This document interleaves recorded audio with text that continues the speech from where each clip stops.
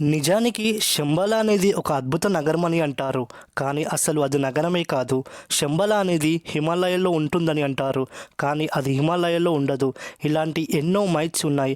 అసలు శంబలకి పిరమిడ్స్తో, మన పురాణాలతో, అలెగ్జాండర్తో, ayurvedic scientific టెక్నాలజీతో, కలియుగం ఏంటో ఇలా సంబంధం లేని డిఫరెంట్ టాపిక్స్తో ఉన్న ఈ మిస్టరీ ఏంటో తెలుసుకుందాం. ఫ్రెండ్స్, ఈ వీడియో ఎక్కడ స్కిప్ చేయకుండా చూడండి. నాకు సపోర్ట్ కోసం జస్ట్ 1 లైక్ చేయండి.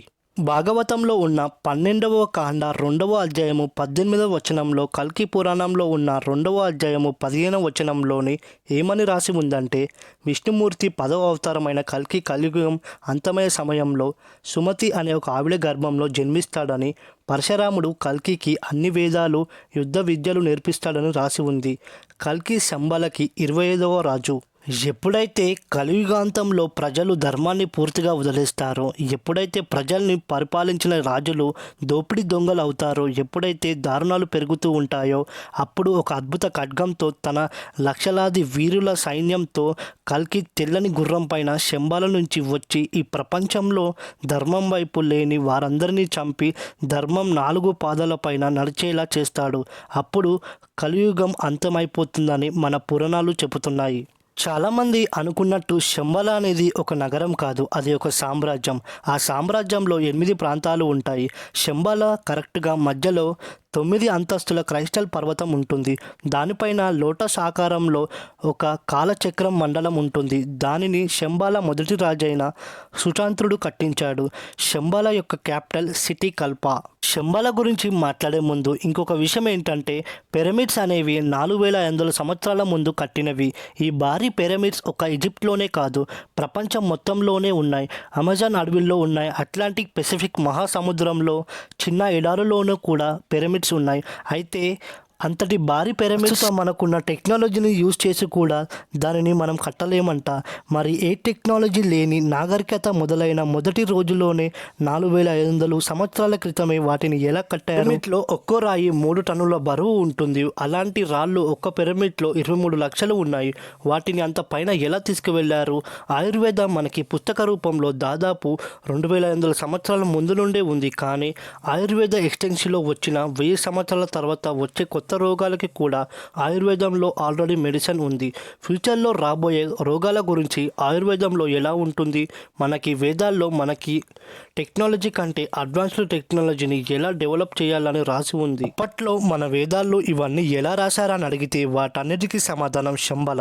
శంబల అనేది ఒక మల్టీ డిమెన్షనల్ కింగ్డమ్. అక్కడ ఉండేవారు చాలా అందంగా ఉంటారు. వాళ్ళకి రోగాలు రావు. అక్కడ ఒక్కరు 4000 సంవత్సరాల దాకా జీవిస్తారు. మన పురాణాల్లో ఉన్న చిరంజీవులంతా ఇక్కడే బ్రతికి ఉన్నారు. లైక్ హనుమంతుడు, అశ్వత్థామ ఇలా ఇక్కడే ఇంకా బతికి ఉన్నారు. అక్కడ మోస్ట్ అడ్వాన్స్డ్ టెక్నాలజీ ఉంది. వాళ్ళకి టైం ట్రావెల్ కూడా చేయగలిగారు.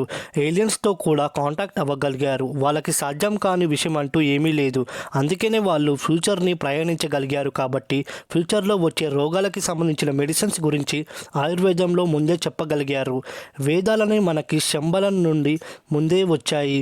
కల్కి సైన్యంలో ఉన్న వీరులకి ట్రైనింగ్ ఇచ్చేది అశ్వత్థామలో. మెడిటేషన్ చేస్తే నార్మల్గా వచ్చే ఎఫెక్ట్ కన్నా 1000 రెట్లు ఎక్కువగా యాంప్లిఫై అయి వస్తుంది. అందుకే సాధువులందరూ హిమాలయకి వెళ్తారు. అయితే ఇక్కడ పాయింట్ ఏంటంటే, ఎవరైతే వాళ్ళ చక్రాలను యాక్టివేట్ చేసి ఉంటారో డిమెన్షన్స్కి వెళ్ళగలరు. వాళ్ళకి శంబాల కింగ్డమ్ని చూడగలరు. ఎందుకంటే శంబాల అనేది ఒక మల్టీ డిమెన్షనల్ కింగ్డమ్. అది మానవ మాతృలకు కనపడదు. అది కనబడే రేంజ్కి మన ఎనర్జీ ఫ్లో అవ్వాలి అంటే ఫ్రీక్వెన్సీగా హిమాలయాల్లోనే దొరుకుతుంది. శంబాల కింగ్డమ్ ఉన్న డిమెన్షన్స్కి వెళ్ళాలి అంటే హై ఎనర్జీ ఉన్న హిమాలయాల్లో ఆ ఫ్రీక్వెన్సీ మీకు ఈజీగా దొరుకుతుంది.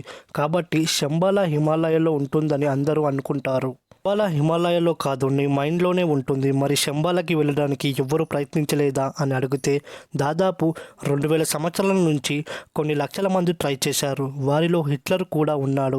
నిక్లోస్ రోరిచ్ అనే ఒక ఎక్స్ప్లోర్ టిబెటన్ కాలచక్రం మంత్ర అని పుస్తకాన్ని ఆధారంగా తెలుసుకొని శంబాలకి చేరువడానికి 1924 నుంచి 1923 వరకు చాలా ట్రై చేశాడు. ఆయన ఎక్కడికి వెళ్ళాలని అనుకోవడానికి ముఖ్య కారణం చింతామణి అనే ఒక అద్భుతమైన రాయి కోసం. చింతామణి అనేది ఆకాశం నుంచి నేలకి రాలిన రాయి. దీనికి ఎన్నో మహిమలు ఉన్నాయి. దీని చేతిలో పట్టుకొని మనం ఏది కోరుకున్నా అది క్షణంలో జరిగిపోతుంది. సింపుల్గా చెప్పాలంటే ఈ శక్తివంతమైన రాయి చింతామణి మన ప్రపంచాన్ని జయించవచ్చు. ఆ రాయి ఒరిజినల్గా శంబాలలో ఉంది. శంబాలలో ఉండేవారు బుద్ధకి ఇచ్చారు. హిట్లర్ శంబాల నుండి వచ్చే హిడెన్ పవర్స్ని పొందాలని అనుకున్నాడు. కానీ చివరికి హిట్లర్కి నిరాశ మాత్రమే మిగిలింది. బాడీకి హార్ట్ ఎలానో మన భూమికి కూడా శంబాల అలానే. మన బాడీలో కలుషిత రక్త హార్ట్కి వచ్చే ఎలా శుభ్రం అవుతుందో అలానే మన భూమిలో ఉన్న కలుషిత నీళ్ళంతా శంబాలకి ఒక్కో నీళ్ళ క్రిందికి వచ్చి శుభ్రం అవుతుందంట.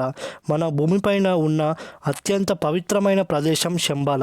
ఈ శంబాల గురించి ఇంకా తన ప్రయత్నం శంబాలకి ఎలా అయిందని చెప్పి తన జ్ఞాపకాలు ఒక పుస్తకంలో రాసుకున్నాడు. నిజానికి శంబాల ఉంది కానీ అది ఎవరు పడితే వాళ్ళు వెళ్ళలేరు. ఇదే విషయం మీకు కొంచెం కొత్తగా కల్కి మూవీలో చెప్పారు. ఫ్రెండ్స్, ఈ వీడియో మీకు నచ్చితే లైక్ చేయండి. ఛానల్ని కొత్తగా చూసే వాళ్ళు సబ్స్క్రైబ్ చేసుకోవడం మాత్రం అస్సలు మర్చిపోకండి.